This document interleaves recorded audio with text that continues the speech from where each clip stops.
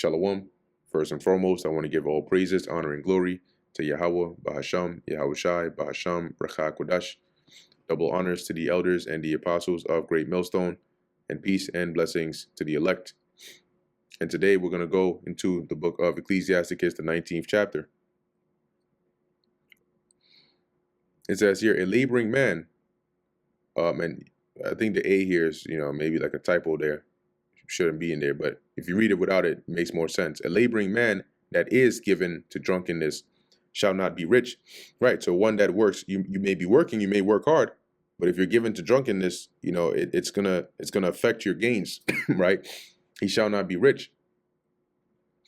It says here, and he that contemneth small things shall fall by little and little. Right, if you don't pay attention to small details, the small things, eventually is going to gradually bring ruin upon you.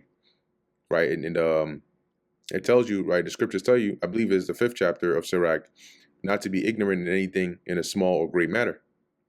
Wine and women will make men of understanding to fall away, and he that cleaveth to harlots will become impudent.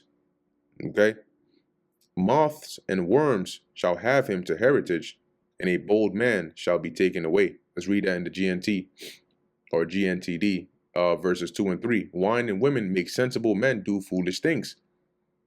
A man who, because if you want more details on that, read the book of First Ezra, I believe it's the 3rd chapter, where they go into it, right? And it explains, how dangerous wine is, right? Why wine is a powerful thing, and also women. And you'll see how they both make or can make sensible men do foolish things. A man who goes to prostitutes gets more and more careless, and that carelessness will cost him his life. Worms will feed on his decaying body.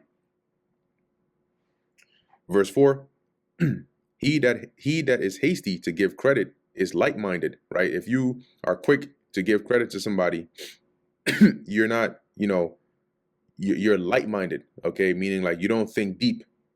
All right, your level of wisdom is not as high, because one, that is to the contrary, knows what it's like to actually prove somebody.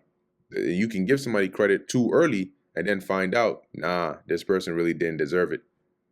And he that sinneth shall offend against his own soul, because when you sin, who is going to suffer the consequences of that? Yeah, you may harm somebody, but the judgment or the actions of the penalty of your sin is going to come upon you. So you're offending your own soul. Whoso taketh pleasure in wickedness shall be condemned, but he that resisteth pleasures crowneth his life. See, if you resist the pleasures of wickedness, okay, you bring a crown of life onto you, right? But if you give into that, you're condemning yourself, and you got judgment that's awaiting you. He that can rule his tongue, meaning you can control your mouth, shall live without strife. You ain't gonna get into trouble. Right? Because you can control your mouth. You know how to speak. You know what to say, when to say, and when not to say. And he that hateth babbling shall have less evil. See, if you don't talk much, you get into less trouble, and you're good. Rehearse not unto another that which was told unto thee, and thou shalt fare never the worse. Meaning, if you don't go around telling people secrets, right, whatever was told to you, you're going to fare good, right? Never the worse, meaning it's not going to go bad with you. It's Old English for, things are going to go well with you if you're able to keep your lips tight.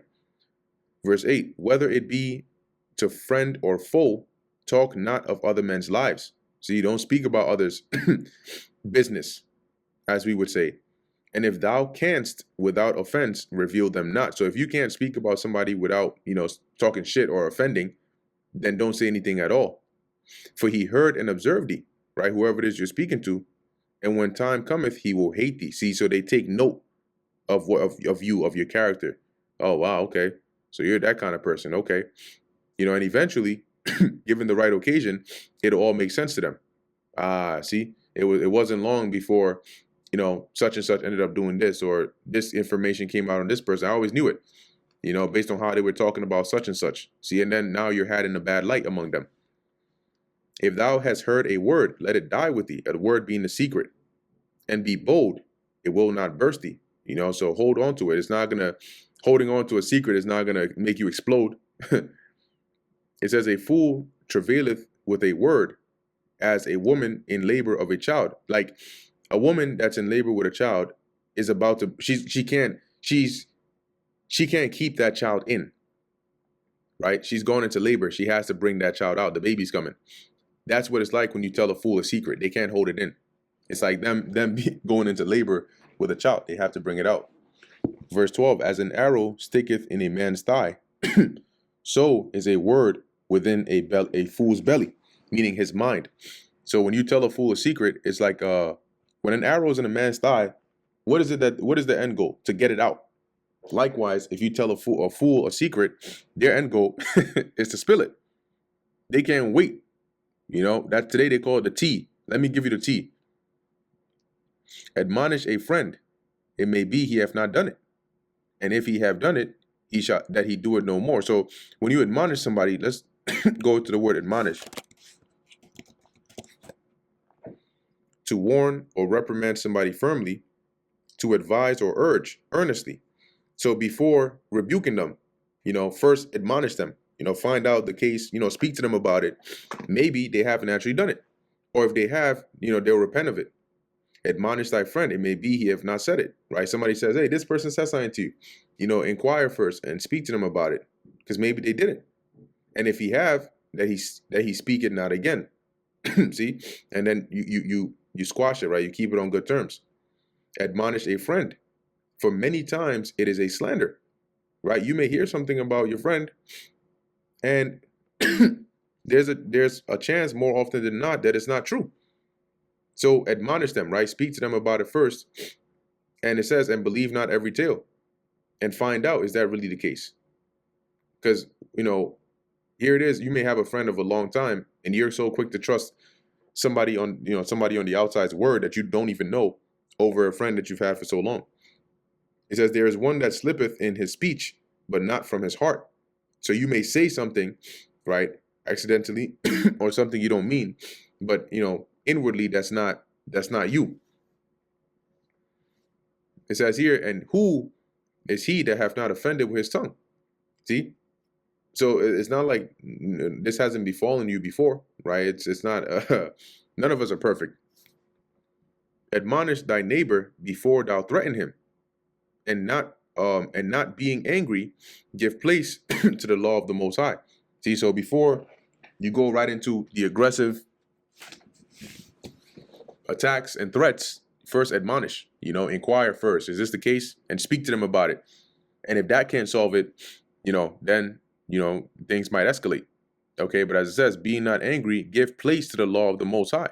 See, let the law, handle it according to how the Lord has given us the instructions and blueprints to handle it. The fear of the Lord is the first step to be accepted of him, and wisdom obtaineth his love. See, so if you want to be accepted of the Lord, you got to fear him. And when you fear him, it's the beginning of wisdom. And if you have wisdom, then you obtain his love. The knowledge of the commandments of the Lord is the doctrine of life, because the commandments of the Lord lead to life. And if you have knowledge of it, then you have the ways to life, right? It says here, and they that do things that please him shall receive the fruit of the tree of immortality. And is that not what Yahweh Shai is going to bring to his elect? Because his elect are those that do the things that please him. Okay, it says here, the fear of the Lord is all wisdom, and in all wisdom is the performance of the law. So when you have the wisdom, you're going to do the things of the law, the instructions of the Lord, and the knowledge of his omnipotency, right? You're going to understand the power, the all-powerful might of the Lord, which is going to cause you to fear the Lord even more.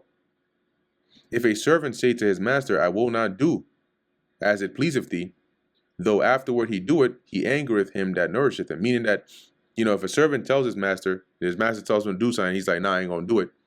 Even if he does it afterwards, his master's still going to be pissed because of that interaction. The knowledge of wickedness is not wisdom, neither at any time the counsel of sinners prudence. See, it's not wisdom. They may be wise in wickedness, but that's not true wisdom. Okay, that's perverse. That's left hand philosophies. Okay, but here when the scriptures speak about wisdom in in terms of the positive side, that's the true wisdom. Okay, that's counterfeit wisdom what they have. And as it says, the counsel of sinners is not prudence, because ultimately what's going to happen to them within their plans and how, deep they think their plans are. They're not thinking deep enough to realize the Lord is about to judge them for it. So they're not really looking well into their going, are they? It says here, there is a wickedness and the same an abomination, and there is a fool wanting in wisdom. Now here, he's comparing two types of wickedness, right? You have one that is an abomination, meaning it's deliberate, it's done out of ill intent. Okay, and then there's wickedness that's done by a fool that's wanting wisdom.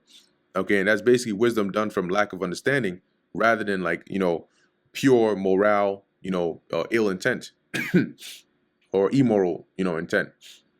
Verse 24, he that hath small understanding and fear of God is better than one that hath much wisdom and transgresseth the law of the Most High. See, you may not be the most knowledgeable, right?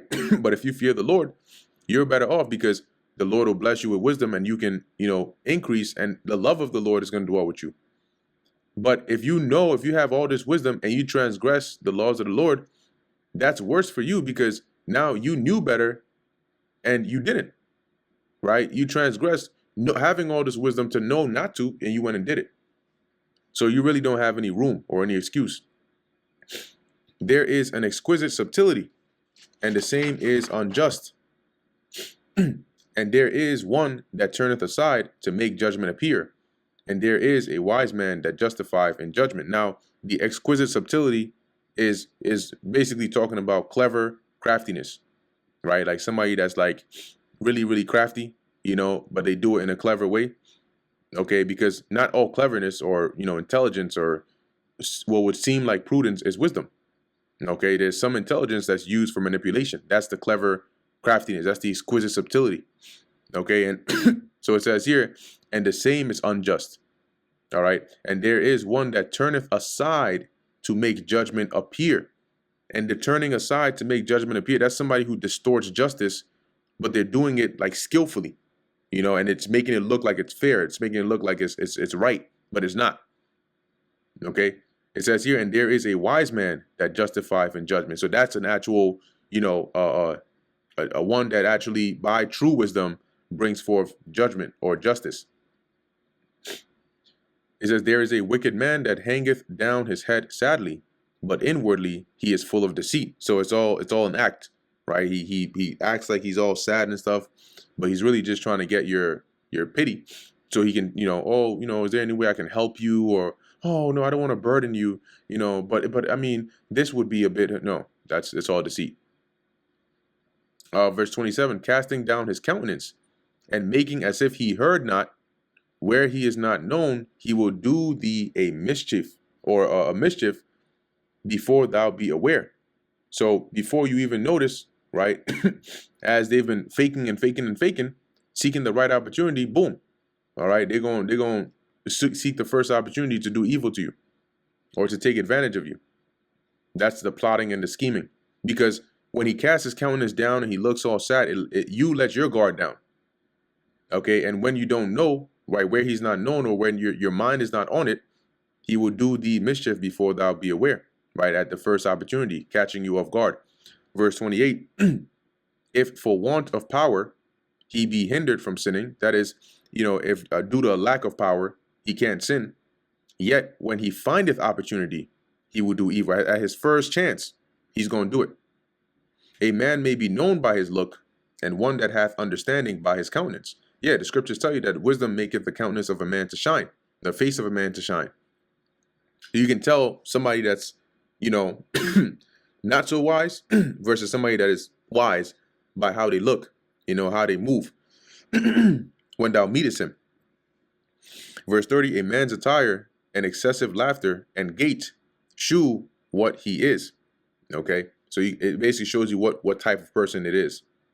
And that brings us to the end of the book of Ecclesiasticus, the 19th chapter. Lord willing, that was edifying to the elect. In closing, I want to give all praises, honor, and glory to Yahweh, Bahasham, Yahweh Shai, Bahasham, Rachah Kodash. And until next time, Shalom.